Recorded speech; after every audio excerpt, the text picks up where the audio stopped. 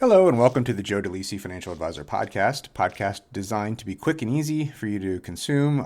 Maybe concepts we've covered as meetings have gone on between you and my, clients of mine. Maybe it's a new person and we're looking for new advice or new ideas, and this is kind of designed to do that. Today, we're going to talk about maybe a different way to think about your stock portfolio, your portfolio in general. And the way I want to kind of frame this up is to maybe think like a business owner here, rather than just thinking of your stocks as just another account that you've got. See, business owners think very differently. They just do. And the best way for a non-business owner to come to understand this is to compare owning a business to owning a stock. And this is, again, a very oversimplified example of the two, but I think you'll understand the points as we go through them. So let's look at stock for a second. Let's say you own, for argument's sake, $1 million of Apple stock. Now, what are some of the benefits? Well, there's a few. One, you experience the growth of the value of the enterprise without needing to be actively involved in the business. So, you have no responsibility to help create new products, or dream up new ideas or services, or to help guide the company in any manner. Another one, this is a big one, is you've got a ready market for liquidity. If you wake up and you want to decide to sell off a piece of your investment, that can be done within seconds. It's a push of a button. No need for any kind of advanced planning or valuation planning or any of that kind of stuff. No retaining key employees, nothing. You can predict it with absolute certainty what your net proceeds after tax will be immediately after the sale. Period. Done. Another one, easy transfer to beneficiaries. Just simply title your accounts appropriately or name a beneficiary if held in an IRA or other retirement account, and we're done. Now, what are the drawbacks? And there are just a few, but as an example, you have no control over the company. You can't call the CEO of Apple and ask them to implement something you want in order to boost the cash flow so you can sell after earnings. Nobody's going to take that call from you. Liquidity, it's a good thing, but it's like a double-edged sword because it allows for you to maybe sell at any indication of trouble. Therefore, maybe locking you out of future gains because of short-term fear. This happens all the time. This is what we refer to as market timing. It's really kind of a very speculative and almost gambling type mentality that a business owner can never engage in, a true business owner. So let's look at that now. So aside from owning a stock, let's look at you own $1 million business. So what are the benefits of that? Well, one would be control. You have the final say in everything that company does, and you drive your own future. And this is for better or for worse. You are in control.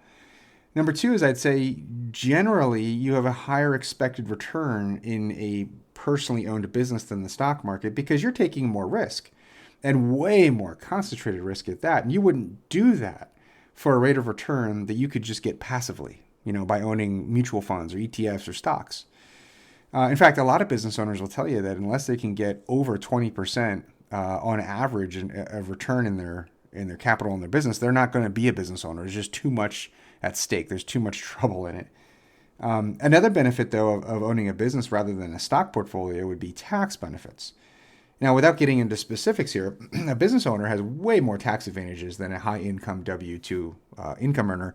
In fact, this is one of the things I get hit with a lot come October, November, December, January, February, March, and April, half the year, when people want to know. They'll either say, look, I think I'm going to get hit hard in taxes, or Joe, I'm getting crushed in taxes. Do something. And as a high-income W-2 earner, we're fairly limited in what we can do. But as a business owner, there's a lot of different strategies that we can employ to reduce your taxes. Another benefit, delegation. You can delegate things you don't like to others with expertise, like a chief financial officer, maybe a chief operating officer if you're not good at logistics, that kind of stuff. But what are the drawbacks? Look, business ownership is beautiful. It's a wonderful thing. The people who can think like a business owner, they're, again, a very different type of mentality, but there are a lot of drawbacks. For one, you have much less liquidity. You can't just wake up and decide to sell, 7% of your company one day and make the sale occur in seconds. There usually isn't a ready market for a small business. You have to go out and find that market. You have to cultivate it sometimes. You have to decide how to sell it. Are you going to sell it to an outsider? Or are you going to sell it to an insider, maybe an employee? And then how are you going to sell it to that insider? I mean, it takes years of planning for a successful exit if you're a business owner. It's not push of the button, boom, done. And certainly not, hey, I'm just going to sell a piece of it. Another drawback, obviously, is risk. This, again, is related to the reward, right? I mean, most owners have all of their assets or almost all of their assets tied up in their business. The success of the family is really directly related to how the business does over years or really more likely decades. And then time. Generally, you can't buy a business and then sell it when the economy has a bad year or a bad month and then turn around and buy it again when things look better, right? So like if you own a car wash or any kind of service business and the economy takes a hit and you just bought it, but the economy's going down, you have less revenue, you can't just turn around and just sell the company, wait for the economy to rebound and then go buy it again, like people try to do with stocks. You can't do that with a small business. You're committing to years or decades in order to receive that full enterprise value of a business. Now, in my experience, I'd say most people really aren't business owner types, and this isn't a knock at all. It's not that business owners are better or worse, they're just different. Because it really takes a certain type of personality to be a business owner who is really always on and always working. They may not be sitting in the office chair, 80 hours a week, but I guarantee you they're thinking about that business 80 hours a week. It's like a child to them. And so for many, the thought of tying up all of their assets and income into one business and having to ride that out over decades, it's really just not that compelling. For those people, though, the stock market, I think, is a very attractive place in order to participate in a slice of capitalism and being a quote-unquote business owner, because that's really what you are when you buy shares of stock in a business. But it's got very few of those drawbacks, of being a true business owner. So my advice, however, is to really get the full value of being a stock investor is to try to marry the benefits of the business owner with the benefits of owning stock. So basically, if you can think like a business owner, but treat your portfolio, your stock portfolio, as a business rather than just as an account with ink dots on paper, then you may really have something special going on. Because consider this. Instead of looking at your portfolio as something like a savings account, to be dipped into whenever you need the money, whether it's college or vacation or a new car, look at the entire portfolio as one business. Now, you hire someone to run that business for you, like an advisor, like somebody like me, but you have the final say on the makeup of that business or the allocation, and you make the decision on when you exit that business or if you'll ever exit that business or to what extent. I mean, you can even decide with your advisor on a future date to maybe sell off a part of that business instead of all or nothing, like most actual small business owners have to do. You can also look to maybe manage the taxes of that business using another advisor, like a CPA, or delay the tax until much later by using retirement accounts. Again, marrying those two things up, capitalism with stock portfolio. Now, the ability to think like a business owner while owning a stock portfolio, I think is very unique, and it's a very advantageous way of looking at your investments. It's really what we try to preach to people if we can, because it changes everything in terms of how you will account for the success of that account. What's the one trick here? Well, you really need to have a long period of time to allow your business to thrive, your portfolio. This is where you really have to be just like a business owner. Remember, a small business owner is not buying and selling his or her business every other year based on what the Fed is doing or inflation or who's president or really any other metric. So if I can get you to look at your investment portfolio as if it's a business, we can then together design a good portfolio for you that has a very specific philosophy, and we'll keep it for years or decades.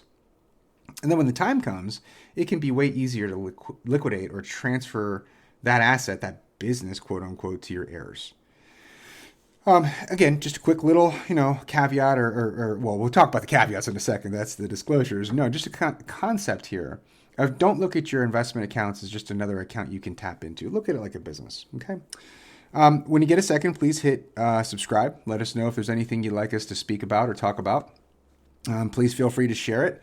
Also, if you go to the show notes, there's a link in there if you're new to us where you can go in and you can answer some questions and even request a meeting if you'd like. Gives us kind of an idea of where you're at right now and see how we can help you. Until next time, let's tee up the disclosures here and have some fun with that. Joe DeLisi, Registered Representative, Financial Advisor, Park Avenue Securities, LLC, Pass. OSJ 5280, Carroll Canyon Road, Suite 300, San Diego, California, 92121, 619-684-6400. Securities products and advisory services offered through Pass. Member FINRA SIPC. Financial representatives of the Guardian Life Insurance Company of America, Guardian, New York, New York, Pass is a wholly owned subsidiary of Guardian. Westpac Wealth Partners LLC is not an affiliate or subsidiary of Pass or Guardian. Insurance products offered through Westpac Wealth Partners and Insurance Services LLC, a DBA of Westpac Wealth Partners LLC. Palmer or Delisi, California Insurance License Number OD34103. This podcast is for informational purposes only and not to be construed as tax, legal, or investment advice. Although the information has been gathered from sources believed to be reliable, please note that individual situations can vary. Therefore, the information should be relied upon only when coordinated with individual professional advice. Guest speakers and their firms are not affiliated with or endorsed by Pass, Guardian, or Westpac Wealth, and opinions stated are their own. Guardian and its subsidiaries, agents, and employees do not provide tax, legal, or accounting advice. Consult your tax, legal, or accounting professional regarding your individual situation. All investments and investment strategies contain risk and may lose value.